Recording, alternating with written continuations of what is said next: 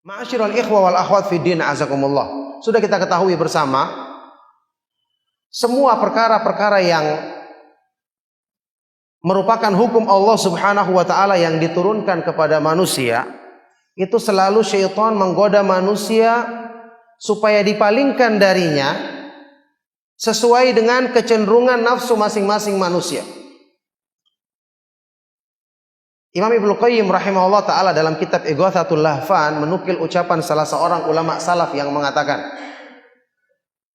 ma amarallahu ta'ala bi amrin illa walisyaitani fihi nazghatan. Tidaklah Allah memerintahkan satu perintah kepada manusia kecuali syaitan memiliki dua cara, dua bentuk godaan untuk memalingkan manusia dari perkara tersebut. Ada dua. Dan ini sangat sesuai dengan karakter masing-masing manusia. Karena kesimpulannya hanya kembali kepada dua ini.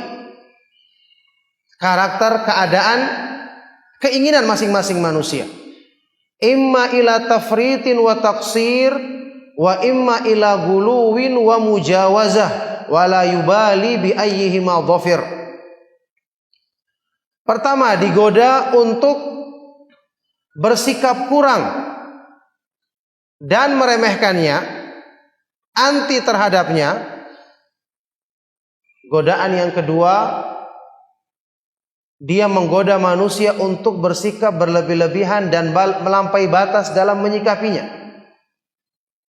Dan syaitan tidak peduli dari mana saja di antara dua goda ini yang berhasil diterapkannya pada manusia.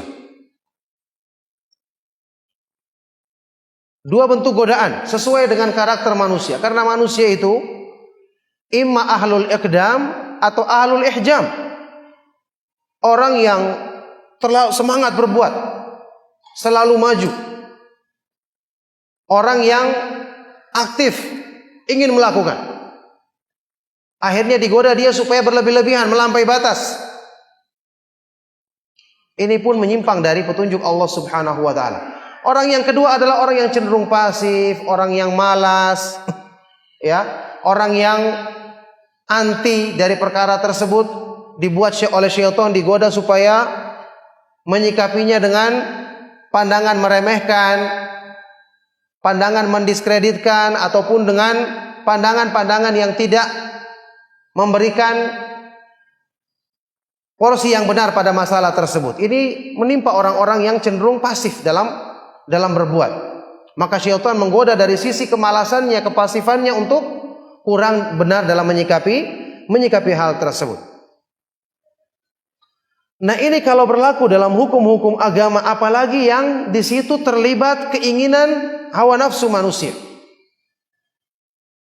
Terlibat keinginan hawa nafsu manusia. Kenapa dalam ayat-ayat Al-Quran, dalam hadis Rasulullah SAW, kita diingatkan tentang pentingnya menundukkan hawa nafsu. Kita mengamalkan agama bukan karena ada kepentingan kita di situ. Di dalam Al-Quran saja ketika Allah Subhanahu wa taala mencontohkan sifatnya orang-orang yang bertakwa,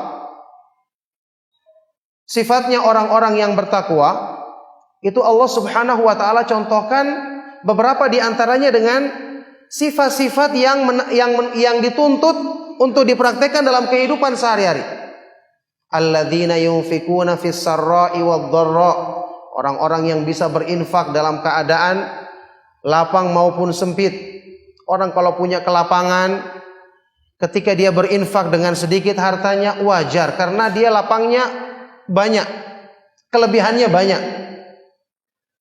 Wal kadhiminal ghaidh, orang-orang yang bisa menahan kemarahannya. Apa istimewanya orang yang menahan marah?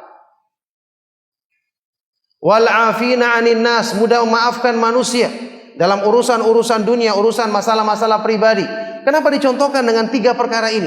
Padahal banyak contoh yang lain, masalah salat malamnya mereka, doanya mereka, bacaan Al-Qur'annya mereka.